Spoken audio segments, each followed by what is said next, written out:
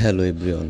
আজ বাংলাদেশ জিম্বাবুয়ের দ্বিতীয় টেস্টে বাংলাদেশের প্রথম ইনিংসেই সাদমান ইসলামের পর এখন মেহেদী হাসান মিরাজ তিনি তার ব্যক্তিগত দ্বিতীয় শতক পূর্ণ করলেন। এরকম একটা ক্রাইসিস মোমেন্টে এ ধরনের একটা শতক সেটি কিন্তু অবশ্যই প্রশংসনীয় এবং বাংলাদেশ ক্রিকেট ফ্যানরা আসলে এরকমই কিছু একটা দেখতে চায় বাংলাদেশি ক্রিকেটারদের কাছ থেকে। মেহেদী হাসান মিরাজ এর আগেও ক্রাইসিস মোমেন্টে রান করেছে এবং বাংলাদেশ বেশ ভালো একটা লিড নিয়ে প্রথম ইনিংস শেষ করবে সেটা কিন্তু বলাই যায়। মেহেদী হাসান মিরাজের শতকের পিছে মেহেদী হাসান মিরাজকে যতটা কৃতিত্ব দিবে আমার মনে হয় ততটাই তানজিম হাসান সাকিবকে দেওয়া উচিত। যেভাবে তাকে সাপোর্ট দিয়েছে এবং ৮০ বল খেলে তিনি করেছেন ৪১টি রান এবং এটি তার ডেবিউ ম্যাচ ছিল।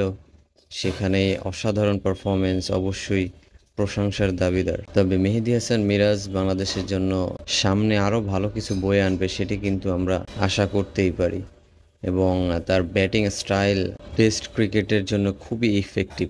সো দেখা যাক প্রথম ইনিংস শেষে বাংলাদেশ কত রানের লিড নিতে পারে এবং আজকেই সম্ভবত জিম্বাবুয়ে তাদের দ্বিতীয় ইনিংসে খেলতে নামতে পারে এবং এই টেস্টটি কিন্তু জয়ের খুব কাছাকাছি রয়েছে বাংলাদেশ যদি কোনো অঘটন না ঘটায়। আজ এ পর্যন্তই। আল্লাহ হাফেজ।